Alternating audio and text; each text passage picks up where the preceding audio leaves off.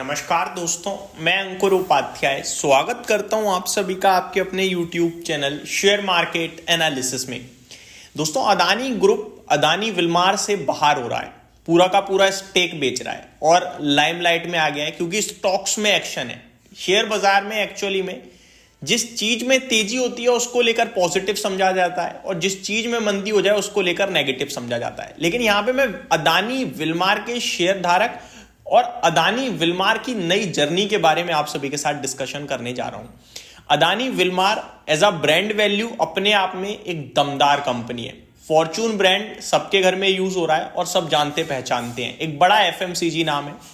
Company के profits भी अच्छे हैं, दमदार हैं, कोई इशू नहीं है। हाँ, रिसेंट डेज में कुछ इन्वेंट्रीज बढ़ने के कारण काफी समय परेशानी में भी रहा था अदानी विल्मार, जब मैं आपसे कह रहा था कि ये इन्वेंट्रीज बढ़ी हैं, बट फॉर्चुनेटली आगे चलकर आपके लिए इवेंचुअली सब कुछ ठीक होगा। एंड उसके बाद आप सभी ने देखा कि शेयर का प्राइस धीरे धीरे घटता चला गया। करीब 800 रुपए के अदानी विल्मार ने हाई लगाए थे और ऐसा नहीं है कि अभी रिसेंटली लगाए हैं, काफी समय हो गया।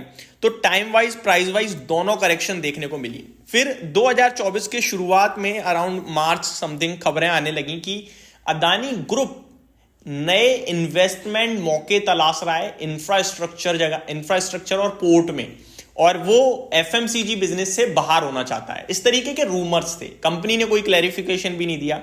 जब क्लैरिफिकेशन आया तब तक ऑलरेडी काफी देर हो गई थी, लगभग जून जुलाई अगस्त तक आ गया था। एंड कंपनी ने तब भी क्लियर नहीं कहा। कंपनी ने कहा कि हम कुछ इन्वेस्टमेंट अपॉर्चुनिटीज ढूंढ रहे हैं, अगर कोई इन्वेस्टर मिलता है देन डेफिनेटली हम करेंगे, लेकिन एज ऑफ नाउ फिलहाल के लिए हम कुछ इस पे कहना नहीं चाहेंगे। इस पे कंपनी विचार कर रही है और जैसे ही अपडेट आएगी आपके साथ शेयर किया जाएगा।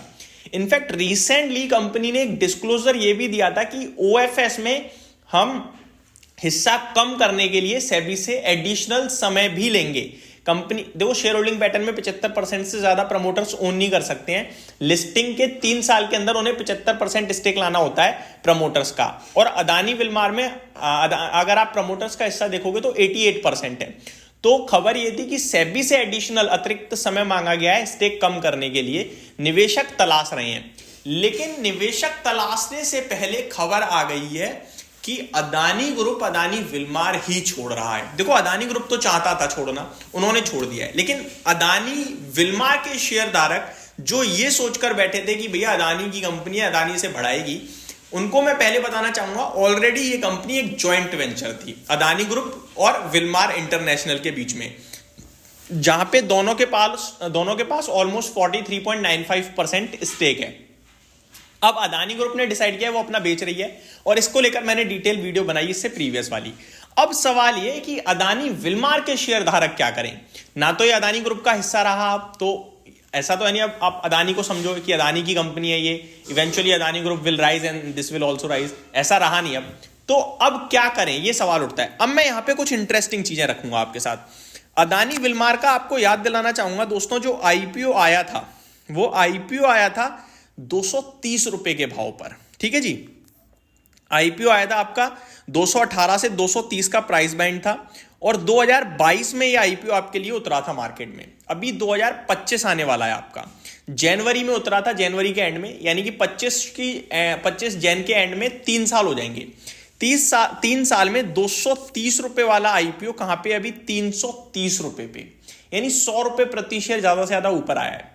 अदानी विल्मार उस समय से लेकर आज तक 100 रुपए प्रति शेयर आईपीओ के प्राइस से कमाया है। स्टॉक मार्केट में उसने अदानी ग्रुप से पैसा नहीं बनाया, आप ये कह सकते हो। पहले से उनका तो पैसा बन रहा है, वो अलग बात है, लेकिन मैं वैसे बोल रहा हूं जिसमें स्टॉक गया था 800 रुपए तक।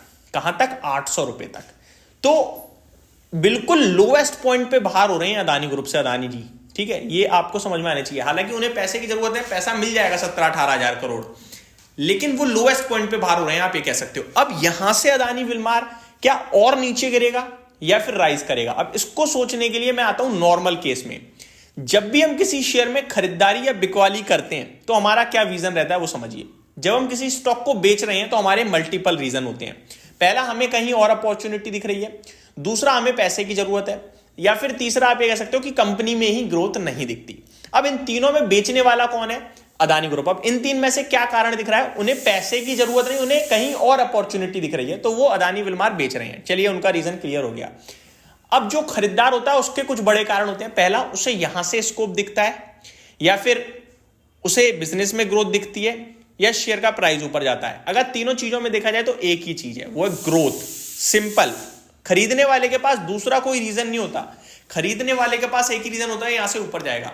तो जो ये 17,000 करोड़ का 18,000 करोड़ का खरीदारी करने जा रहे हैं, उनकी भी अपनी एक वैल्यू है, वो फालतू में नहीं पैसा लगाएंगे। तो मेरे को लगता है क्या यहां से राइज करेगा, यहां से सबसे बड़ा टर्निंग पॉइंट अदानी ग्रुप के लिए उतना बड़ा मैटर नहीं करेगा ये, लेकिन अदानी विलमार के लिए टर्निंग पॉइंट हो सकता है। खरीद बेच के लिए नहीं बोल रहा हूं मैं, मे बी यहां से कंपनी नीचे जाएगी या ऊपर जाएगी, वो तो वक्त बताएगा, लेकिन बड़ा ट्रिगर अदानी विलमार में बनेगा। नो डाउट अभी मार्केट इसे इग्नोर कर रहा है, लेकिन इवेंचुअली अदानी विलमार या तो बड़ी प्रॉब्लम में फंसने जा रहा है या फिर बड़ा राइज करने जा रहा है।